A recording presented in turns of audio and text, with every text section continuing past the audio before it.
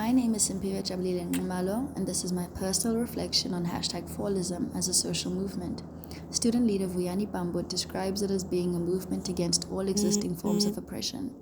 Williams and Houghton, PhD, define a social movement as an organized effort in promotion of change, with being a collective action and having a common agenda such as fighting against financial exclusion, as shown in the documentary.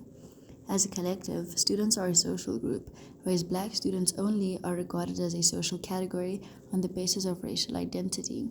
As illustrated in the document, 10% of undergraduates were excluded.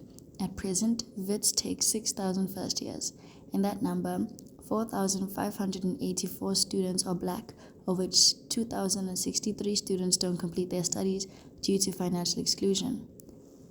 In their need for power, students motivate others into joining the cause in order to achieve their goals of #FeesMustFall. They share mutually shared emotional support through expressing their emotions towards their education. Bonella Silva and Peoples describe the history, demography, and symbols of an institution to signify white supremacy. Institutions such as WITS are historically white, considering that they primarily cater to a social category of white middle-class men.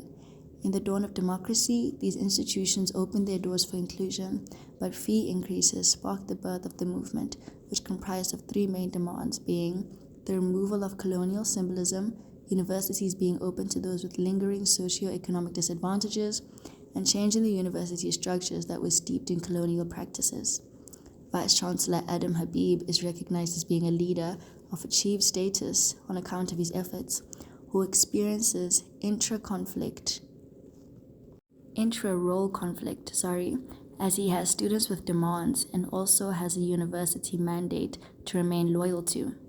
Tied to #FeesMustFall were movements like #RhodsMustFall and #RacismMustFall.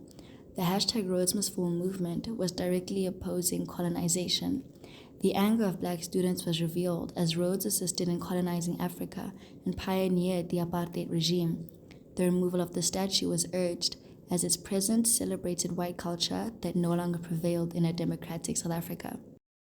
Female student leaders, Shaira and Nompendulo, who were initially at the forefront of the protests, allowed male student leader Vuyani to march alongside them to increase participation.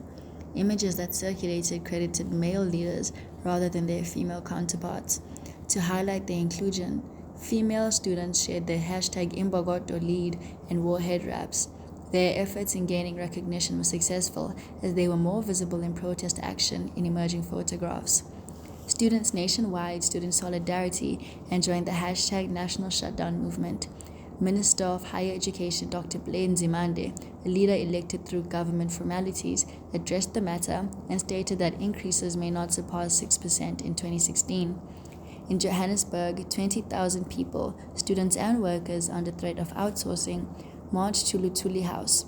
Minister Gwedi Mantashe made an appearance and was asked by students to sit with them and hear their pleas. It was announced that the government would address the students' demands. Students expected President Jacob Zuma to address them directly, but he instead announced a 0% increase. This sparked more anger in the students. Opposition was showed towards female leadership, and it was clarified that there was no membership in the struggle, implying that #FeesMustFall didn't cater to a specific social category. Protests continued as a result of normative influence after a poll showed results of many students wanting university operations to continue. Police were deployed to the campus to ensure the resumption of classes. Students that opposed going to class were pushed onto the streets amid the violence with police. Students took refuge in a church for shelter, and religious leader Father Pugin stood in solidarity with them and was shot by the police.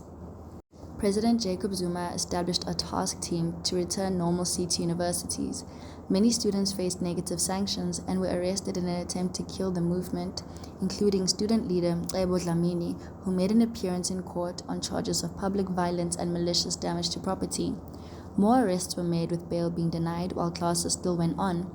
The EFF party demonstrated unwavering support to students, displaying anti-conformity against parliament, acknowledging the fight for free education. After the protests died down, the government committed to providing free tertiary education to students of less fortunate circumstances. To present day, the fight for free, decolonized higher education continues.